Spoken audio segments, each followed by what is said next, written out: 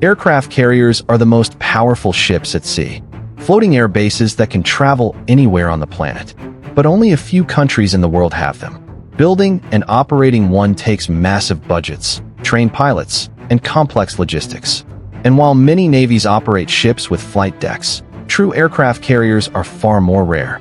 Today, we're going to take a look at every nation that operates an aircraft carrier and what role these ships play in their naval power.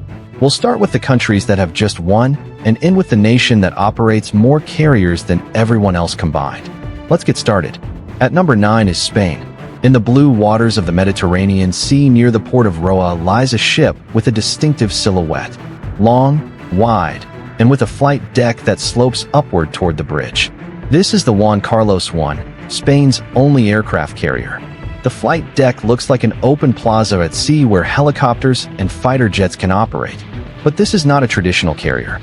Beneath the deck is a well dock, allowing the ship to launch amphibious landings. The Juan Carlos I is built for versatility, and it can transport marines, vehicles, and landing craft, but also can launch fighter jets like the AV-8B Harrier. In the future, it may even support the F-35B, a jet capable of vertical takeoff and landing. Spain uses the ship in NATO exercises, peacekeeping missions, and humanitarian operations, not for global power projection, but as a regional force with maritime strength. Its air group varies carriers, transport helicopters, and maritime patrol aircraft, enough to intervene, support, or secure whatever needed. For Spain, the Juan Carlos I is above all a symbol of flexibility, a ship that combines multiple roles and fits seamlessly into European naval cooperation. At number 8, we have Italy. Along Italy's western coast near the port of Taranto sits the country's largest naval vessel and the flagship of the Italian Navy, the Cavern. Its flight deck is wide, sloping upward at the front, a ski jump designed to help light fighter jets take off. Usually, Harrier jets are parked on the deck, but soon they'll be replaced by F-35Bs. Beneath the surface, there's space for helicopters, ammunition, and maintenance. Everything aimed at rapid deployment from sea. Italy doesn't use the Cavern just for combat missions either. It also plays a key role in humanitarian operations, evacuations, and international exercises. It's a diplomatic tool at sea, a mobile piece of Italian presence in the Mediterranean, the Red Sea, or even the Indian Ocean. Italy also operates a second aircraft carrier, the Yepi Garibaldi.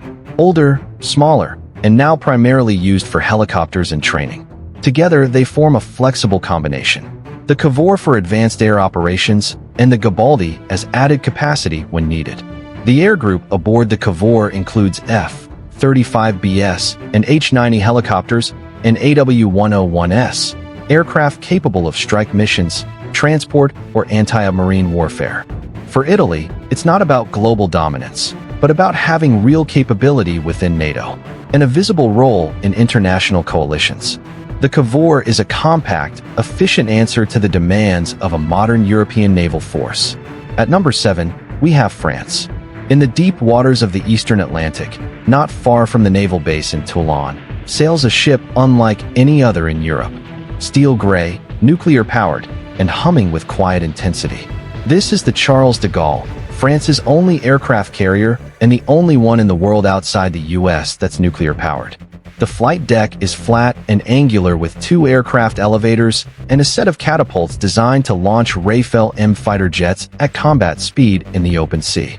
It's a true CATBAR system, catapult-assisted takeoff, barrier-arrested recovery, something only a few navies can operate. The Charles de Gaulle is a core asset of the French foreign policy. It has been deployed in the Middle East, in the Indian Ocean, and the Mediterranean. From anti-terror operations to power projection, it allows France to act, independently with or without allies. Its air group includes up to 30 aircraft, mainly Rafale fighters, alongside E-2C Hawkeye early warning planes and NH-90 helicopters. That's enough to deliver precision strikes, establish air dominance, or conduct surveillance far away from French shores. The carrier is supported by a full naval strike group of frigates, submarines, and the supply ship, all under one command. This gives France a truly autonomous naval reach.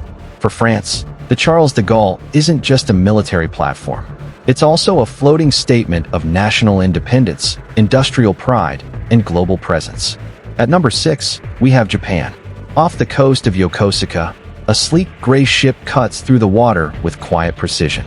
Its deck stretches flat and uninterrupted, music resembling a small aircraft carrier. This is the JS Izumo, one of 2 Japanese helicopter destroyers now being refitted for music jet operations. Originally designed to carrier helicopters for anti-submarine warfare, the Izumo is being transported to support F-35B fighter jets, aircraft that can take off from short decks and land vertically. The second ship, the JS Kaga, is also undergoing the same upgrade. Officially, these ships are still called helicopter destroyers, but their role is evolving quietly and deliberately. Japan is reintroducing fixed-wing aviation to its fleet for the first time since World War II. The flight deck of the Izumo is wide and reinforced with new heat-resistant coatings that are being added to handle jet exhaust, and the internal hangars are being adapted to house and maintain stealth aircraft. Japan sees these ships as tools for regional defense. They're not built for distant wars, but to operate near home in the East China Sea around Okinawa and along key SEAL lanes. Each carrier can operate a small air wing, F-35BS for air patrol, SH-60 helicopters for sub, music, hunting, and support aircraft for maritime surveillance. For Japan, the Izumo class represents a careful return to carrier capabilities, not as a symbol of aggression, but as a flexible platform in a region where tensions are quietly rising. At number 5, we have India. In the Arabian Sea, just off the coast of Kochi, a new presence, glides across the waves. Painted in naval gray, its island tower rising above the flight deck. This is the INS Vikrant, India's first indigenously built aircraft carrier. Commissioned in 2022, the Vikrant is a symbol of national pride. It joins the INS Vikram Medisha, a Russian-built carrier already in service. Together, they give India a rare capability, a 2-carrier fleet. The Vikrant's flight deck uses a ski-jump launch system allowing short takeoff jets like the MiG-29K to operate at sea. Its hangars can house up to 30 aircraft, a mix of fighters and helicopters for air defense, anti-submarine warfare, and maritime patrol. India's carriers are designed with the Indian Ocean in mind. This is a vast region critical for global trade and increasingly contested. By deploying carriers, India extends its reach from the Strait of Malha to the Persian Gulf. The Vikrant isn't nuclear-powered and its systems are still being fine-tuned, but its construction marks a major milestone. A carrier built entirely in India by Indian engineers for an Indian strategy. The air wing includes MiG-29 Burmese Chots and helicopters like the Kimov Ka-31 with plans to introduce new fighter jets and advanced drones in the coming years. For India, aircraft carriers aren't just warships. They're tools of status, deterrence, and ambition, floating signals that the country intends to shape the waters around it. At number 4, we have Russia. In the northern port of Murman, surrounded by ice and steel, sits a warship that's more legend than it is reality. The Admiral Nets, Russia's only aircraft carrier, a relic of the Soviet era and currently undergoing a very long and troubled refit. The Natsov is large, imposing, and distinct in design. It doesn't use catapults. Instead, it launches aircraft via a ski-jump system supporting Su-33 and MiG-29K fighters designed for carrier operations. Its deck has arrestor cables for landing, but no angled runway, a design choice that reflects its hybrid role, part carrier, part missile cruiser. Technically, the ship is called a heavy aircraft carrying cruiser because it carries both aircraft and heavy anti-ship missiles. It's a uniquely Russian concept, blending sea and air power in one hull. The Ghana-OFF has seen limited deployments, but most notably to the Mediterranean during its operations in Syria. But those missions exposed its vulnerabilities. Mechanical failures, thick smoke from aging engines, and the loss of aircraft due to a malfunctioning arrestor gear. Since 2017, the ship has been docked for a major overhaul, delayed by accidents, budget issues, and even fires. As of now, its return to active service remains uncertain at all. Despite these setbacks, Russia sees the Kuznetsov as a symbol, not of power projection across oceans, but of prestige and naval tradition. In a fleet dominated by submarines and surface combatants, the carrier stands as a reminder of Soviet ambition and the desire to still be seen as a global maritime player. At number 3, we have China. In the waters near Qingdao, a gray silhouette moves with quiet authority. It's flanked by escort ships and trailed by surveillance drones. This is the Shandong, one of China's 3 active aircraft carriers and the first to be fully built in China. China's rise as a carrier power has been fast and deliberate. The country's first carrier, the Liaoning, was purchased as a hull from Ukraine, then refurbished and commissioned in 2012. The Shandong followed in 2019, a near clone, but with key improvements.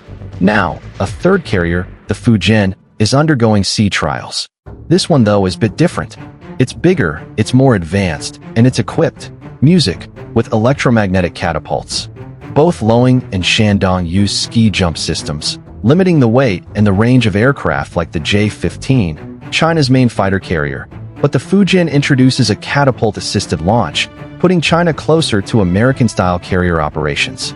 China's carriers aren't global yet. They operate mainly in the South China Sea and the Western Pacific, close to contested areas within range of land-based support.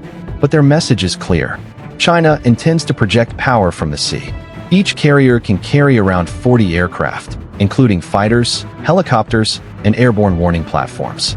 For China, carriers aren't just about defense. They're about presence, influence, and strategic reach. Floating air bases that extend the Chinese flag far beyond its shores, in a region where naval dominance is quickly becoming the deciding factor. At number 2 is the United Kingdom. In the cold, cold waters of the North Sea, a massive ship cuts through the mist with quiet confidence. This is HMS Queen Elizabeth, the Royal Navy's flagship and one of the most advanced music aircraft carriers in the world. Alongside her sister ship HMS Prince of Wales, she marks Britain's return to carrier strike capability. Both carriers are large and modern with dual island superstructures, a design that separates flight control from ship command.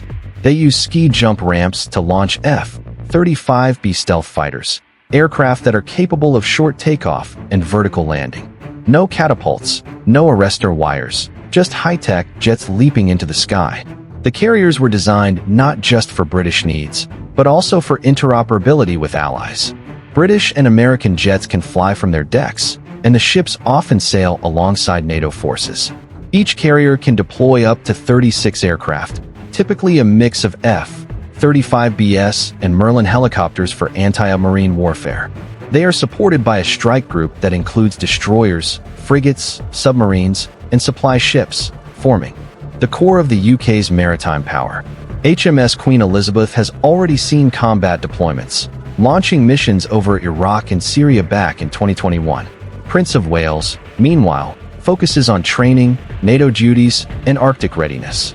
For the UK, these ships are more than just weapons. They are symbols of global reach, alliance leadership, and industrial ambition. A statement that Britain still sails with power and purpose. And at number 1, of course, is the United States. No country comes close. Across 2 oceans, from Norfolk to Yokosuka, the United States operates a fleet of 11 aircraft carriers, more than the rest of the world combined. Now, these aren't ordinary carriers. These are supercarriers. Nuclear-powered giants nearly 330 m long. They can sail for months, even years, without refueling. And they can carry more than 5,000 sailors, aviators, and support crew on board. A true floating military city at sea.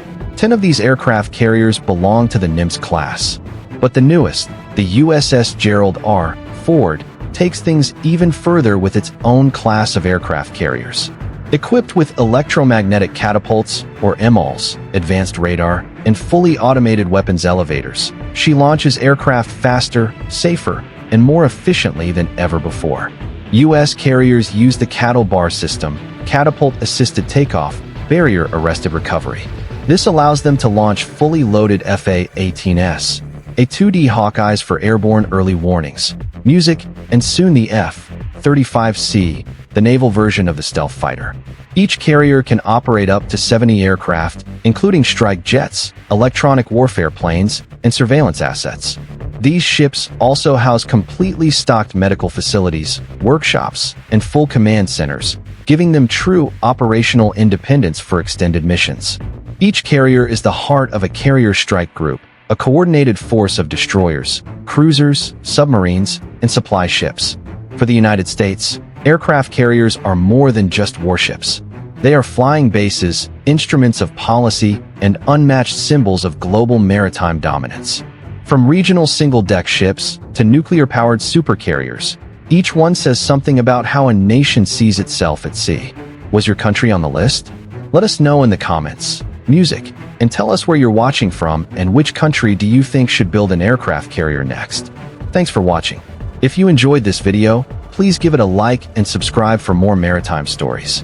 And if you want to go one step further and support this channel directly, please join the fleet. You'll get loyalty badges, priority replies, and help us bring more true naval stories to the surface. Just click join on our channel page and get on board. Music, and remember, aircraft carriers may be massive, but finding a parking spot in port, that's still a nightmare. I'll see you in the next one.